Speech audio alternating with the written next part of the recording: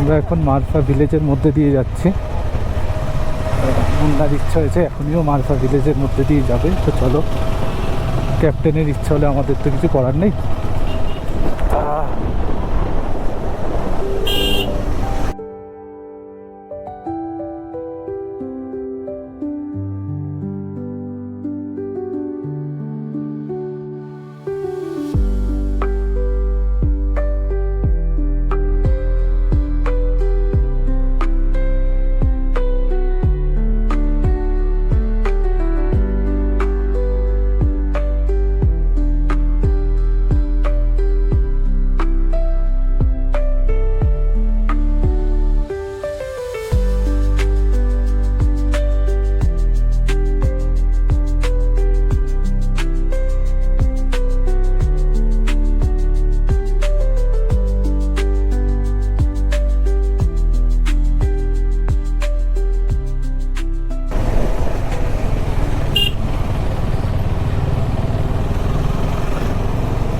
এইটা মারফা ভিলেজ, আর এই মারফা ভিলেজের ভেতরের রাস্তা।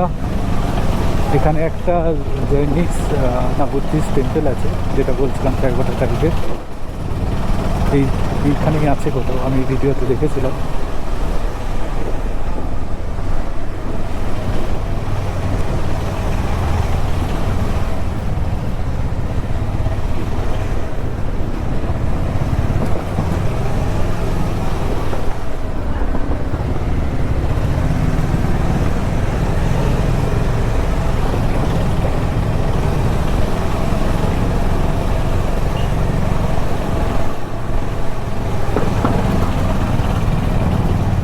to Dholagiri base camp.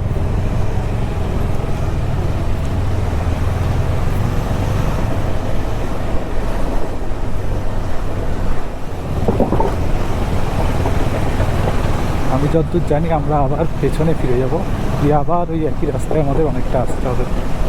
যার জন্য যদি দেখা যায় জানি না, হতেও পারি আমি ভুল, বাট দেখা যাক।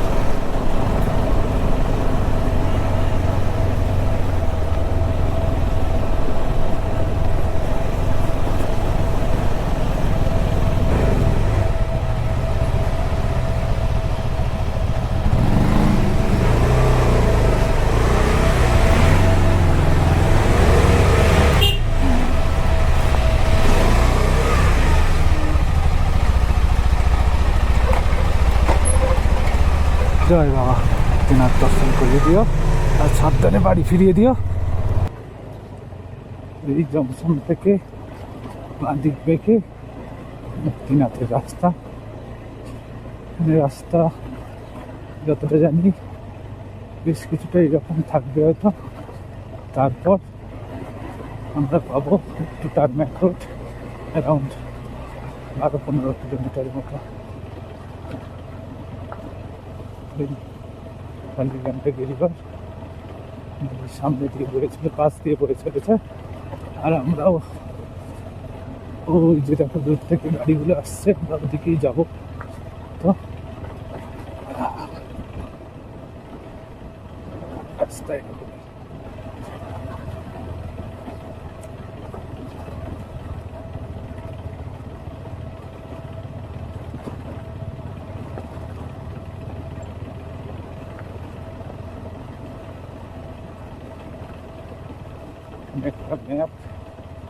ম্যাপে বলছে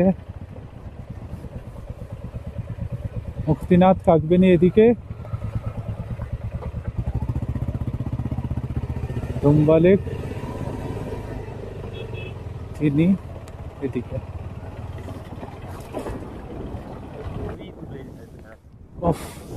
পুরো কোল্ড ডেজার্ট, হ্যাঁ ওই জায়গাটা দেখ। ও বাদামির সঙ্গে একটা কিরকম একটা মানে গ্রে গ্রে কালার যেন উপর থেকে স্প্রে করা। হ্যাঁ হ্যাঁ,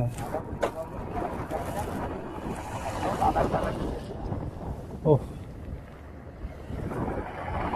দুর্দান্ত ভিউ, দুর্দান্ত ভিউ, পুরো কোল্ড ডেজার্ট।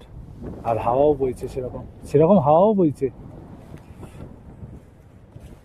ওরা মনে হয় আবার দাঁড়িয়ে ফটো তুলছে।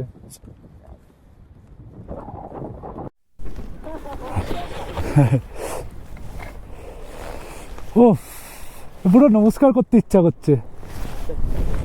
হ্যাঁ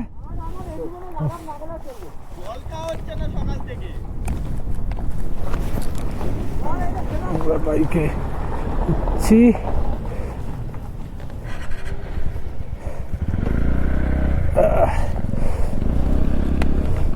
জয় মা।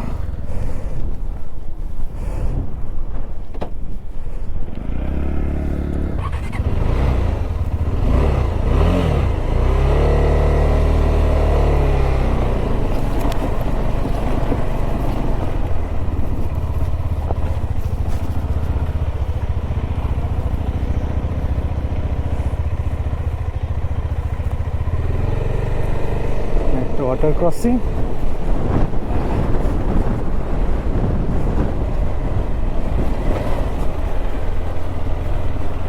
আর একটা ছোট ওয়াটার ক্রসিং আছে।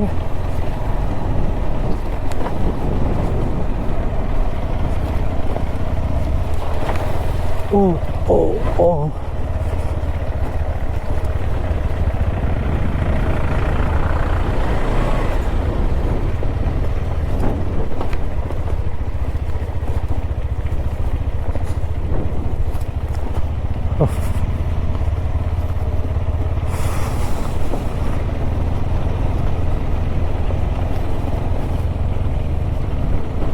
পুরো বালিয়ারি পাহাড় লাগছে, যেন বালি দিয়ে বানানো।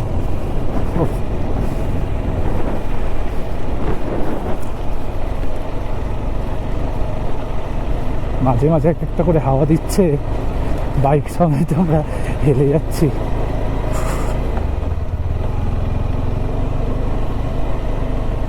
একটুখানি ভালো আর অনেকটা খারাপ।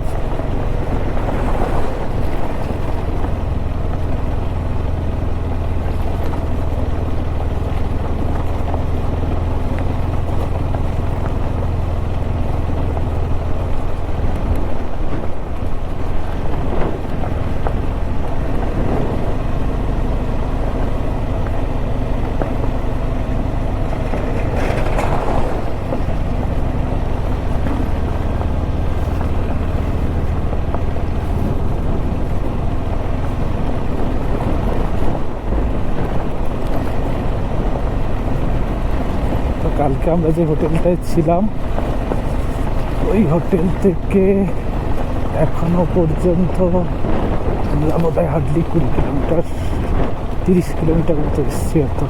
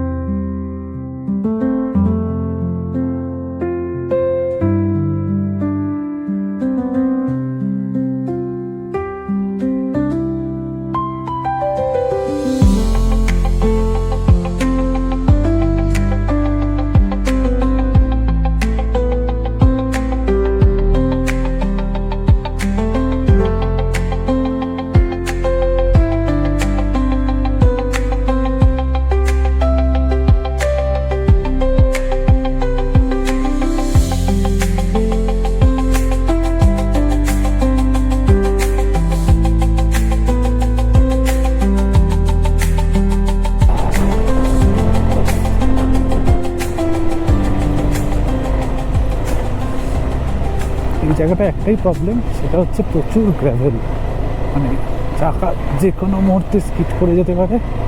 আরেকটা প্রবলেম এই গ্র্যাভেলের জন্য, সেটা হচ্ছে টায়ার যদি কেটে যায়। তো হয়তো যেহেতু আমার নতুন টায়ার, আশা করছি হবে না।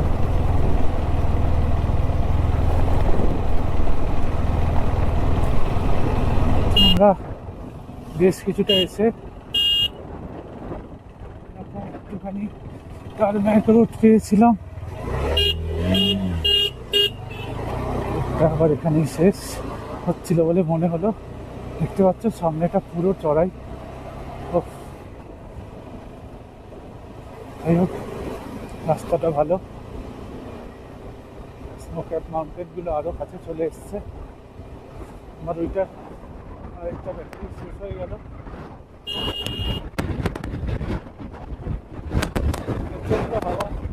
প্রচণ্ড পরিমাণে হাওয়া দিচ্ছে।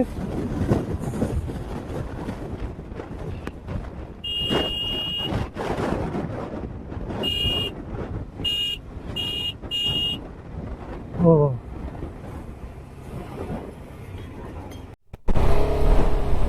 দেখো মেঘের ছায়া, পাহাড়ের উপর মেঘের ছায়াগুলো পড়ছে, মেঘগুলো সরছে, ছায়াগুলো তার সাথে সাথে সরে সরে যাচ্ছে।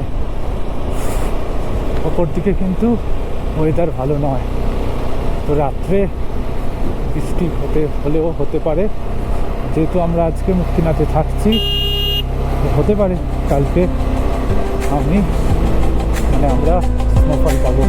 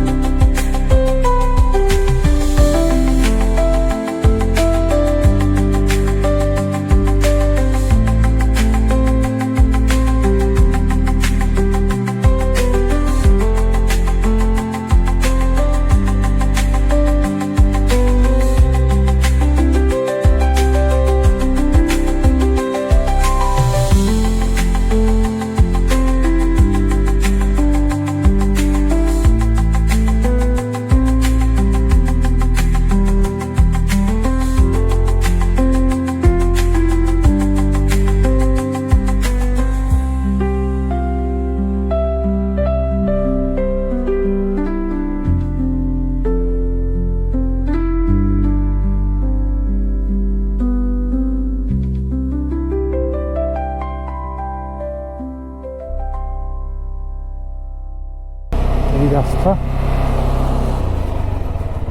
এখানটা একটু ঢাল কম আছে, দাঁড়াই। ও ভিউটা দেখো, শুধু ভিউটা, ওফ, মাইন্ড ব্লোয়িং, স্প্লেন্ডিড। ও out of the world, out of the world ইয়ার। সত্যি স্নোক্যাপ মাউন্টেন পেছনে, সামনে এরকম মানে পাহাড়ি মরুভূমি টাইপের এরিয়া। দেখো এই পাহাড়টা দেখে মনে হচ্ছে না আমি হেঁটে হেঁটে দৌড়ে এখান থেকে উঠে যেতে পারি, অথচ সামনে গেলে হয়তো আমার অবস্থাই টাইট হয়ে যাবে।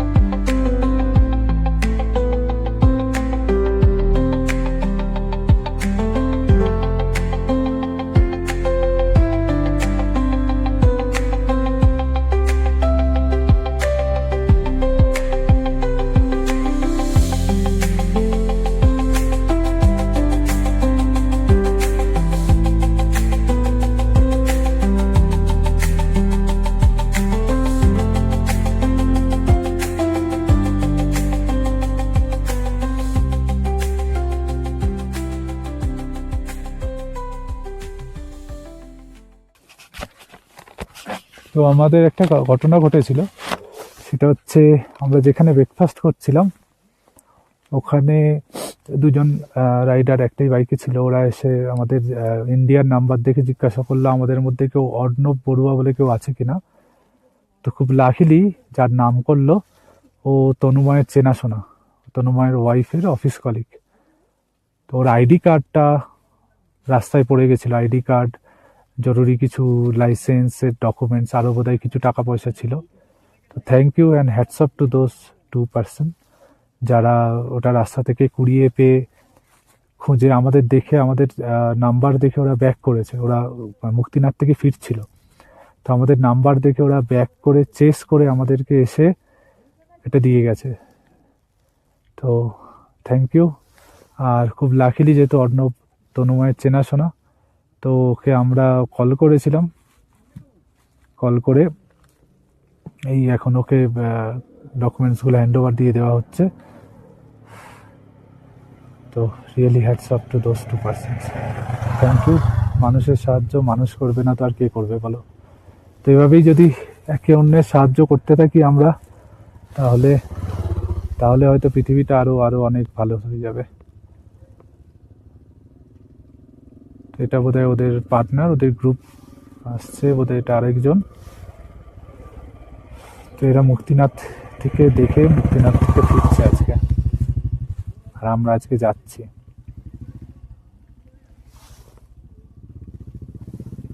চলো একটু ওদের সঙ্গে কথা বলে নিই, তারপর অন হচ্ছে। এখান থেকে মাইলস্টোন বলে দিল, মুক্তিনাথ হচ্ছে 2 কিলোমিটার।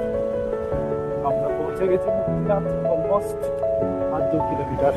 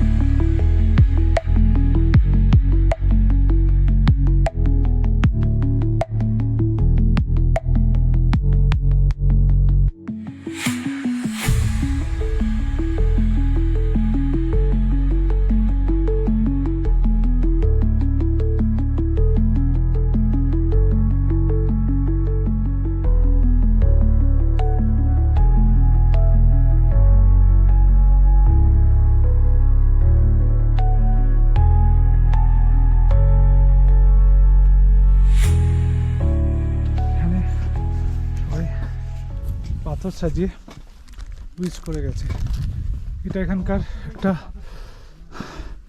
লোকেদের ধারণা যে মুক্তিনাথ টেম্পেলে কেউ যদি এভাবে উইশ করে যায় তো তার উইশ কমপ্লিট হয়। তো আপাতত আমাদের উইশ হচ্ছে উপরে ওঠা, নিচে নামার সময় আমিও কিছু উইশ করে যাব।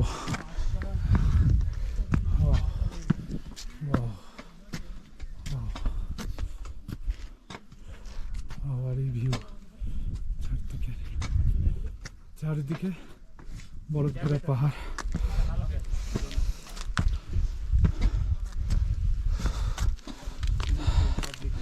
চলো এগোতে থাকি। ওকে,